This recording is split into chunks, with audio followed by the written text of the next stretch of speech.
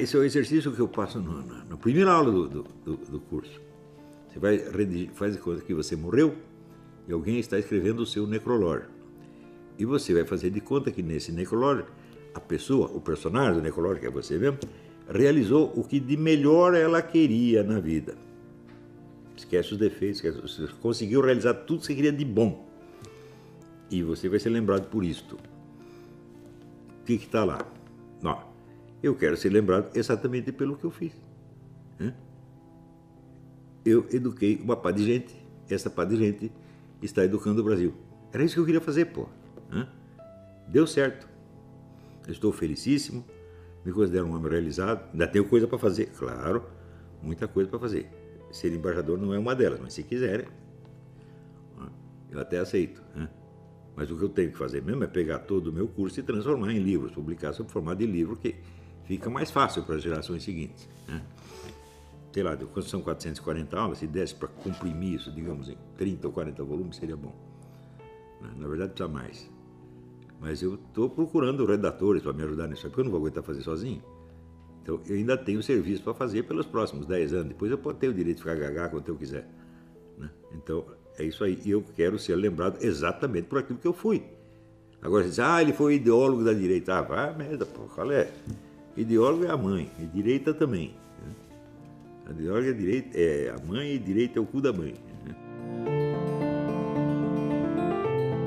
Vocês são um bando de cagões, porra. Eu sou de uma outra época. Na minha época, os jovens não eram assim. Você veja,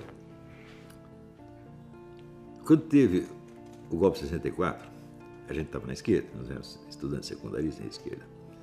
Então, um amigo meu, chamado Otto, ele pensou assim, pô, esses caras vão invadir a União Brasileira de Estudantes Secundários, tem lá a ficha de todo mundo, eles vão prender um bocado de gente. O que eu vou fazer? Vou lá pular o muro e sumir com o arquivo. E ele fez isso. O prédio cercado pela polícia. Ele foi por trás, pulou, tirou um saco de ficha, queimou tudo. Mais tarde, temos contraparentes nossos que foram presos por causa da guerrilha. Então, a mulher do homem lá chegou para mim e falou, e agora tem um monte de arma escondida lá no quintal, os caras vão pegar, daí vai dar um puta de um bode. Para quem sobrou ir lá buscar as armas, eu pular o muro, desenterrar as armas, sumir com aquilo. A gente fazia isso normalmente, você está entendendo? Nós não éramos cagões, não éramos covardes como essa juventude de hoje. E tem medo de tudo. Agora, se você ajunta 10 mil covardes, eles ficam perigosos, evidentemente, né? Que é o que você vê hoje, você juntar um monte de covardes da Assembleia Nacional dos Cagões para ver se intimida um homem valente. É isso que acontece. Agora, essa frescura toda de, vamos dizer, horror aos palavrões, eu digo, olha, eu me lembro que nos anos 50 ou 60, né, havia pessoas que não gostavam, por exemplo, do Nelson Rodrigues, ou do Jorge Amado, ou do Abílio Pereira de Almeida, que era todo esquerdista, evidentemente, porque eles escreviam palavrões. E daí a pequena burguesia, né, as velhinhas da pequena burguesia, ai que horror! Eu pensei que isso tinha acabado. Mas quando passa 50 anos e vejo que a mentalidade das velhinhas da pequena burguesia da época hoje é a mentalidade dos intelectuais e professores universitários de esquerda, eu digo, porra, o mundo está acabando mesmo, isso aqui é uma decadência desgraçada, está todo mundo indo pro buraco. Vem com essa frescura para cima de mim, Não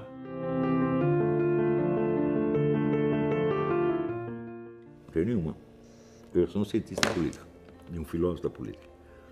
Essa que é a diferença. O que é uma filosofia política?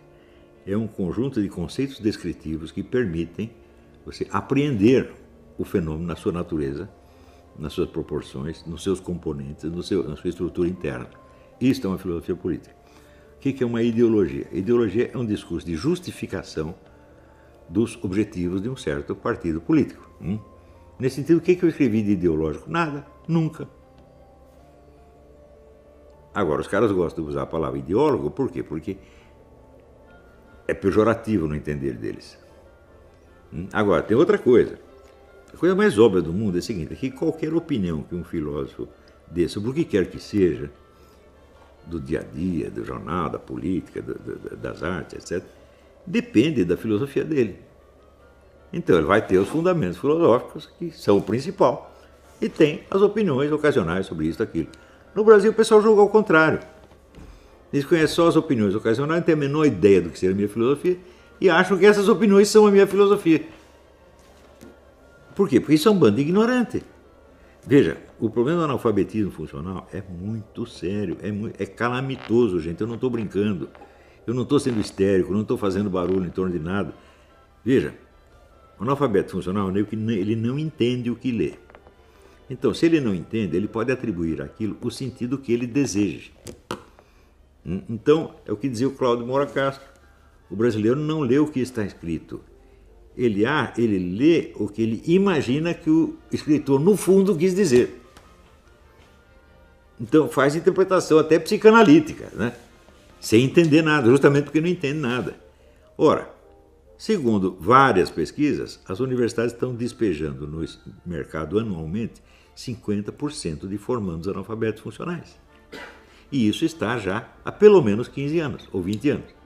Então, faz as contas. Quantos analfabetos funcionais vocês têm ocupando profissões de nível superior no Brasil? No mínimo, algo entre 40 e 70 milhões. Ou seja, são 70 milhões de incompetentes, ferrando com tudo. Porque no Brasil ainda tem essa ideia de que a educação é um direito do estudante. Mas ela não é um direito do estudante. Ele é um direito que o povo vai ter aos serviços de nível superior que esse cara vai prestar. Não é isso? O cara não estuda medicina, para ele agora tem o direito de ser seu doutor. Não, você estuda medicina para você adquirir o dever de tratar os seus pacientes com o melhor que a ciência tiver a oferecer naquele momento. Esse é o dever que você adquiriu, não o direito. Mas o pessoal usa a educação como moeda de troca, você está entendendo? Para pegar voto, essa coisa toda. Então, além de ser analfabetos funcionais, são irresponsáveis. E não têm nenhuma consciência culpada. Agora, onde estão esses 70 milhões? São todos doutores. Então, são juízes de direito, são advogados, são médicos, são deputados, são senadores, são ministros de Estado. O que nós vamos fazer com essa gente, porra? Então, o pessoal fala, o problema da educação brasileira, pensa que é o problema da educação das crianças. Não! O problema é o que fazer com esses milhões de analfabetos funcionais que nós não podemos vencer, você está entendendo? Eles inventaram, assim, impuseram a inépcia obrigatória. É obrigatório errar, é obrigatório fazer tudo errado, é obrigatório fracassar, é obrigatório sofrer, é obrigatório parar no fundo do poço. É o que eles estão fazendo com o Brasil. Esses ministros todos ficam falando, esse Amorim, isso é tudo analfabeto funcional, eu digo e provo. Eu dou um texto meu para eles interpretar, eles não conseguem. Tanto que as ideias que circulam a meu respeito são ideias de analfabeto funcional. Essa coisa, fascismo, os caras não sabem o que é fascismo. Eu estudei o fascismo, eu sei o que é. Né? E sei, por exemplo, que o único governo fascista que nós tivemos foi o do Getúlio Vargas, do qual o Lula se considerava um herdeiro. Né? Teve cara dizendo o seguinte, o fascismo é contra os direitos trabalhistas. Eu digo, não, o fascismo inventou os direitos trabalhistas. Então eles fazem uma política fascista, não sabem e chamam os outros de fascistas. Então, estão usando, veja, usar conceitos científicos, descritivos, de ciência política, de direito, como insultos, é sinal que você não sabe o que eles querem dizer, porque nenhum deles é insultuoso. Não é insulto, para o fascista, não é insultuoso ser chamado de fascista.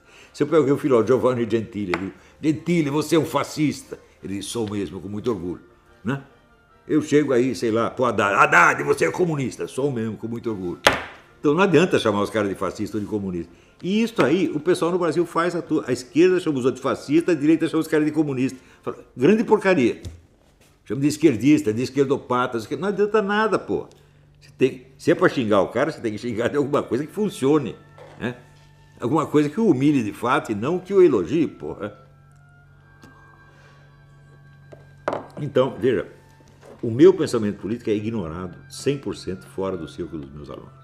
Esse pensamento político está exposto nos 2 cursos de teoria do Estado que eu dei na Universidade Católica do Paraná e em várias apostilas, como, por exemplo, problemas de método nas ciências humanas, etc, etc. Ali está a minha filosofia política. E ela não é uma ideologia, ela não é uma fórmula de sociedade, não é um modelo de sociedade. Eu nunca abri a minha boca para dizer o que a sociedade deve ser. Eu estou interessado em compreender o que ela é, como ela funciona. E o cara que estuda essas coisas, o que acontece? Acontece o que aconteceu com o Felipe Martins. O Felipe Martins estudou todo esse negócio, resultado, ele só faz análise política certa e previsões certas. Ele aprendeu comigo e ele sabe fazer. Os outros não aprendem nada, ficam empinando o narizinho, seu lá, meu fascista, não sei o quê. Pô, fica com essa frescura, né? Então fica cada vez mais burro. Problema deles. Esses caras furam os próprios olhos, tá entendendo?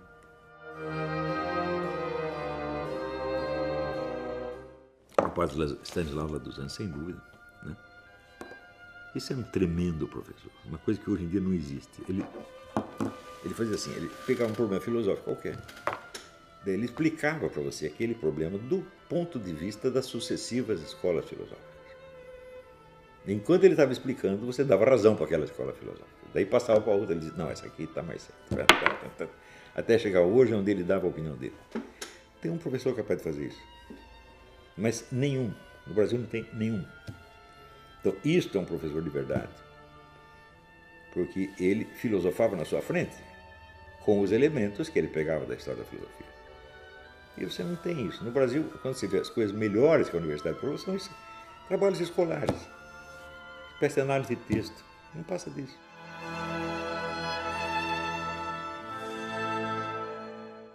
Fernando Henrique Cardoso saísse da história seria um benefício para a humanidade. Porque tudo o que veio de ruim depois foi ele que começou. Foi ele que criou o MST, meu Deus do céu. Foi ele que abriu o caminho para o Lula. E ele dizendo, você sabe que essa cadeira é sua. Você vê, ele não apoiou nem o sucessor dele, que seria o José Serra. Tanto que ele queria dar o poder para o Lula. Ele é o cara mais petista do que o PT inteiro. E ele diz, eu sou o cara que mais entende de estratégia gramsciana. É verdade. Ele é o discípulo do Antônio Gramsci. Isso aí é mais falso do que uma nota de R$32, tá entendendo?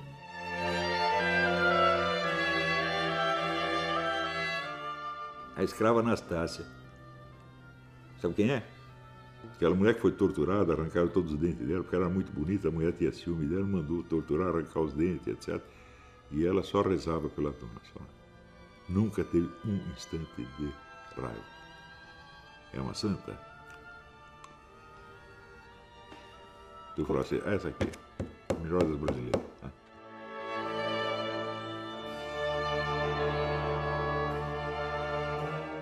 Português. Porque sem isso eles não podem aprender o resto. Veja, uma coisa. Matemática, um retardado mental pode aprender. Um retardado mental pode ser um calculador prodígio. Mas ele não pode ser Shakespeare. Então, a linguagem é o fundamental da inteligência. O resto é, assim, a operacionalidade mais ou menos mecânica, tá entendendo? Então, é claro que é importante aprender matemática, mas a linguagem primeiro, antes de tudo. O cara não domina a linguagem, ele não vai nem entender o livro de matemática, pô.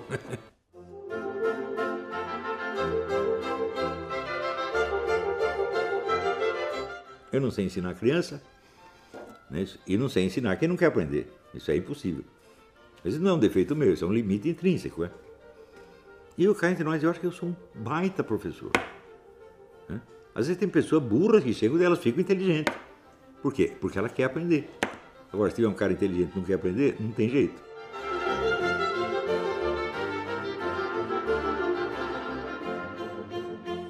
Para os universitários, eu daria o livro do Padre Sertiange, A Vida Intelectual. Esse foi o livro que decidiu a minha vida. Quando eu li aquilo, eu falei, é isso que eu quero ser quando eu crescer. E eu sou. Eu estou fazendo o que o Padre Sertiange mandou fazer. Eu dei um curso uma vez que a gente chamava de educação liberal, assim, por falta de outro nome, em que eu mandava o pessoal ler um determinado livro em voz alta durante a semana, tinha que ler em voz alta, porque o brasileiro não é visual, ele é auditivo, então um lia para os outros. Né? E nós fizemos isso com 10 livros. Em seguida, eu fazia algo que não era uma análise do livro, que era uma série de elementos em torno do livro que ajudavam a torná-lo mais claro. Por exemplo, o pessoal lia o Crime e Castigo, eu contava a história de Napoleão Bonaparte, que foi, no fundo, a inspiração do personagem Raskolnikov. E assim por diante. Isso sempre funcionou. Né? Isso, para muita gente, foi o início da vida intelectual deles. Não tem nenhum que depois que decaiu, todos foram em frente. eu daria esse tipo de coisa. Depois, você vira, este processo foi adotado por aquele juiz, o Bragalha, né? Márcio Bragalha, onde ele premiava os detentos de uma determinada cadeia se lessem, cada livro que eles lessem e comentassem, mostrando que tinham entendido o livro, eles tinham a pena reduzida. Isso é muito bom, funcionou. Esse modelo foi adotado na Itália, inclusive. Não se espalhou para o Brasil, porque o resto dos juízes são um bando de invejosos, filho da puta, analfabeto. Né? Então, eu precisava fazer a mesma coisa com eles. Né? Precisava fazer, antes de aplicar o processo aos detentos, tinha que aplicar aos juízes. Eles não leram nada disso também, não estão sabendo de coisa nenhuma. Houve uma época em que juiz de direito era o suprassumo da inteligência no Brasil. Né? Os melhores caras iam trabalhar nisso aí, o juiz de direito, o advogado, né? Desembargador, qualquer coisa assim, mas hoje o negócio está péssimo. É só ter analfabeto funcional, uma coisa horrível.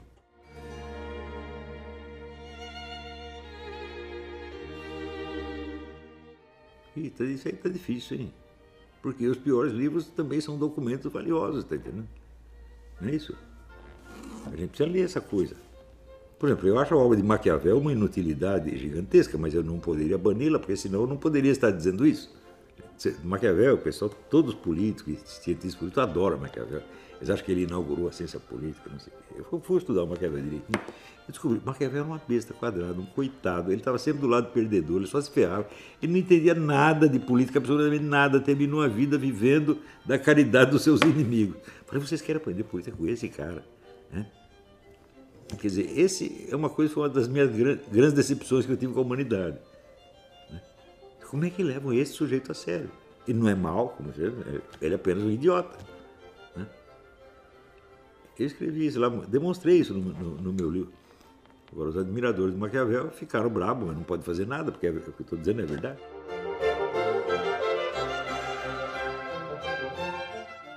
Que eu conheci o Jacob Gorender.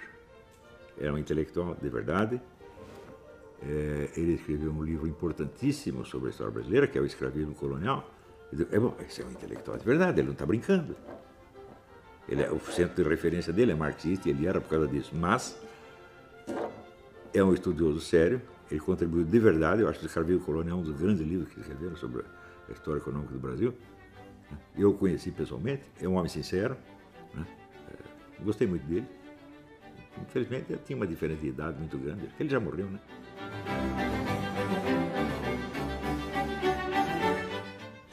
Tem tantos. Mas não tem grandes figuras, são toda uma coleção de piolhos. Tanto eu posso citar, sei lá, tem um monte, tem, né, o João Pinheiro da Fonseca, tem o Rodrigo Cocô, tem, né, o Arruinaldo Azevedo, né, tem o Paulo Giraldelli, que o pessoal chama de pau na bunda dele, né? E assim por diante. Né? Paulo Giraldelli é o inventor do parto anal. Você sabe a teoria dele, né? Ele diz que antigamente os homens só conheciam o coito anal, eles descobriram a vagina tardiamente.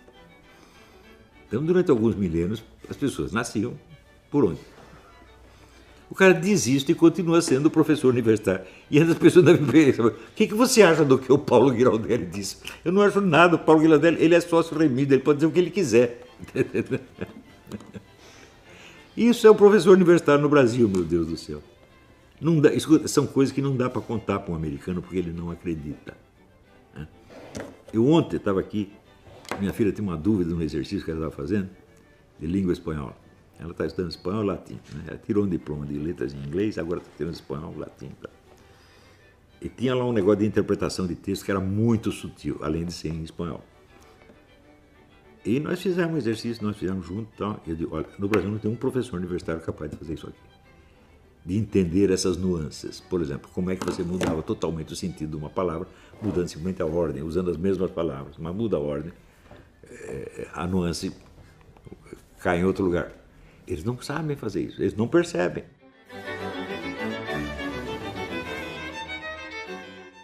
Com a direita eu não sei, mas comigo eu deveria aprender tudo.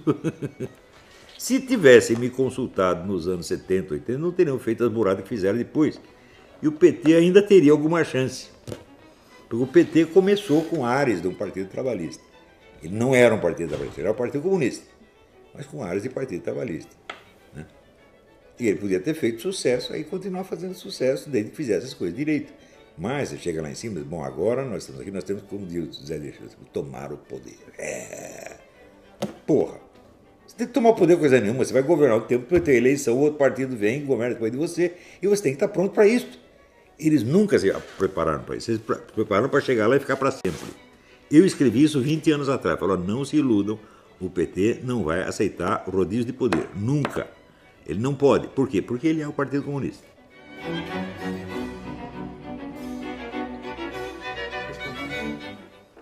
Ah, tem muita coisa. A primeira coisa é o seguinte, tem que organizar militância, meu Deus do céu. Não existe militância de direita, existe milhares de franco-atiradores. Agora, a esquerda tem militância organizada, ela ficha todo mundo, tem endereço do cara, telefone, CPF, RG, né? E tem a militância paga, inclusive, é absolutamente uma coisa absolutamente necessária. Não pode pagar todo mundo, mas uma parte tem que ter um militante profissional, né? Então, a direita não aprendeu a organizar militância até hoje. Em segundo lugar, que a direita tem que aprender, olha, você não vai entender, aspas, o pensamento político do Olavo de Carvalho lendo artiguinho de jornal e post do Facebook. Você tem que frequentar as aulas, né? Outro dia saiu no jornal de Portugal a seguinte coisa: a obra principal do cara são as 440 aulas do curso online de filosofia. Isso sim é minha obra principal. Agora, eu li o mínimo. Falo, mas o mínimo é o mínimo, porra. Você não entendeu? Hã? Então, você lê o mínimo e já acha que é o máximo. Porra, assim não dá. Então, existe uma filosofia política do Olavo de Carvalho que é uma coisa muito séria. Eu estou muito feliz de ter criado aquilo. Estou muito feliz de ter entendido esses fenômenos, tá entendendo? E sem entender isso, eu jamais poderia ter exercido esta ação que exerci. Os caras que foi por acaso, foi adivinhação, foi por astrologia. Não foi, não. Eu sei como as coisas na sociedade brasileira funcionam, entendo a sociedade brasileira. Isso é uma coisa que eu me queixo muito. Político não tem visão do Brasil inteiro. Né? Assim, todas as classes sociais, todos os grupos, eles não têm. É um negócio regional, ligado ou àquela região, ou àquela classe social, às vezes até àquela família. Tudo é muito provinciano ali.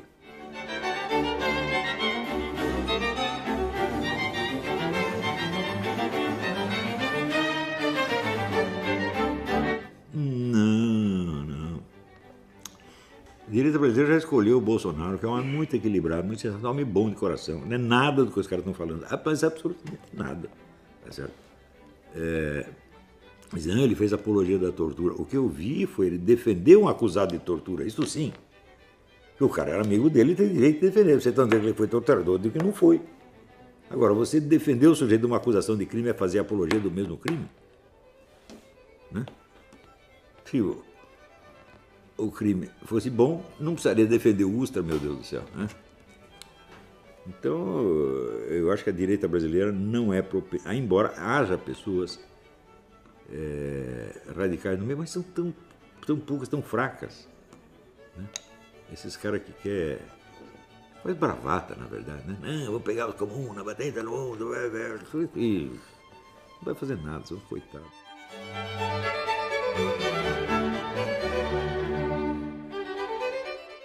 Eu digo, não tem outro intelectual, eu sou o único.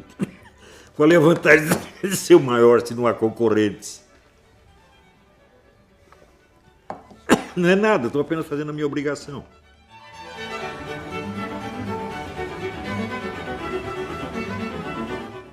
Mas eu tomar no cu. O que eu responder uma estupidez dessa?